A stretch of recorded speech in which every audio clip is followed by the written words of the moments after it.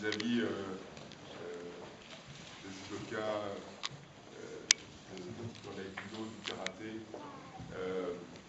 Juste pour vous dire qu'il faut mesurer la chance que vous avez d'avoir une aussi belle infrastructure pour pouvoir faire votre sport. Moi, quand j'ai commencé le judo, j'avais 11 ans. J'étais dans une ville de 6 000 habitants. Et je peux vous dire que au niveau de l'infrastructure, c'est-à-dire de l'endroit du dojo dans lequel on était, c'était assez compliqué, puisqu'il s'agissait de baraquements en bois qui dataient de la dernière guerre mondiale, qui avait été construite par les Américains à l'époque, donc très vétustes. Et pour la petite histoire, certains poids lourds, dont je faisais partie, je n'étais pas le seul, régulièrement ont traversé le plancher en bois, donc on chutait, parce que c'est pour dire le taux de vétusté du dojo. Mais peu importe, c'était un dojo familial avec un vrai esprit de club, et ça c'est le plus important. Mais je félicite monsieur le maire et toute sa municipalité d'avoir investi dans de tels lieux, parce qu'en vérité on investit dans l'avenir des enfants. Le sport et les arts martiaux en particulier sont des sports très éducatifs qui structurent vraiment les enfants et les individus au sens large. Et puis au-delà de tout ça, vous avez la chance de faire des sports dans lesquels on partage beaucoup de choses. Voilà. Quand on a son partenaire, quand on apprend avec son partenaire, quand on échange avec tous ses copains de club, quand on progresse ensemble, eh bien, c'est une tranche de vie qui est assez extraordinaire. Et avec une ambiance de club, une âme qui existe dans un club, avec des bénévoles qui font vivre ce club-là, eh bien, vous vous en rendrez compte plus tard, hein, mais c'est quelque chose qui vous restera toute votre vie. Vous y penserez toute votre vie et vous garderez les amis de ce club, de ces clubs toute votre vie. Et ça vous gardera et ça conduira, j'espère, votre vie dans tous les domaines.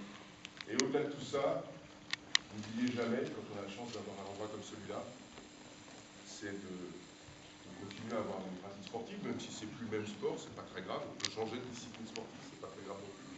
Le plus important, c'est toujours faire du sport pour notre salut. Ça, c'est important pour la santé, ne serait-ce que pour la santé, pour l'équilibre. Mais ce qui est encore plus important, c'est de s'amuser et de se faire plaisir. Voilà. Donc à partir d'aujourd'hui, je vous donne l'ordre de vous amuser et vous faire plaisir, parce que c'est ça aussi le sport. Et c'est important quand on a votre âge, parce qu'il y a l'école, il y a beaucoup de choses qu'on vous apprend, il y a beaucoup de contraintes, mais le fait de prendre du plaisir et de s'amuser ensemble, c'est le plus important. Et donc, vous avez la possibilité de le faire dans une infrastructure qui est belle. Et pas forcément dans la compétition, hein. On s'amuse autant dans le club avec ses copains que aussi sur une aventure ou des objectifs que vous pouvez vous mettre, de gagner tel type de compétition. C'est pas le plus important. Moi, j'ai fait de la compétition, j'ai d'abord eu une passion qui était celle d'un sport, et puis ensuite je me suis passionné pour la compétition, mais ça c'était à part. Et j'ai pris aussi beaucoup de plaisir dans la compétition. C'est deux domaines différents. Et si un jour vous faites de la compétition, si vous ne prenez pas de plaisir, il faut surtout arrêter. En revanche, si vous aimez ça, si vous trouvez ça très édifiant et très drôle, il faut continuer. C'est la meilleure recette pour réussir. Et puis le but du jeu, c'est pas forcément de gagner des médailles. Le but du jeu, non, je suis sûr, moi j'en ai gagné quelques-unes, je peux vous dire. Le but du jeu, c'est en réalité la vraie médaille, c'est d'aller au bout de ses possibilités. C'est ça qui est la vraie belle médaille. Donc elle n'a pas de couleur. Ben oui, c'est une médaille personnelle. C'est ce qui reste après. Quand on a arrêté la compétition, ce qui reste, c'est de se dire, peu importe le niveau, que vous soyez champion de votre rue, de département, de région, d'interrégion, de France, du monde, etc. Peu importe le niveau, le principal c'est d'aller au bout de ses possibilités, d'aller au maximum de ce qu'on a l'impression de pouvoir donner. Et c'est ça le plus important. C'est ça qui reste en fait. J'espère que vous l'expérimenterez. Mais ne serait-ce que d'avoir un jour de sa noir, ça peut être aussi un bel objectif. Ça, je vous le souhaite. Donc prenez beaucoup de plaisir. Écoutez bien vos profs. Ce sont des gens qui sont aussi passionnés que vous, même plus hein, aujourd'hui, et qui ont dans leur vocation, parce que c'est une vocation d'être prof et d'enseigner, eh bien toute la générosité de vous donner leur savoir.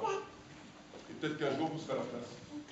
Et ça aussi, c'est génial que de transmettre ce qu'on a appris. Je vous souhaite une bonne continuité dans le monde du sport.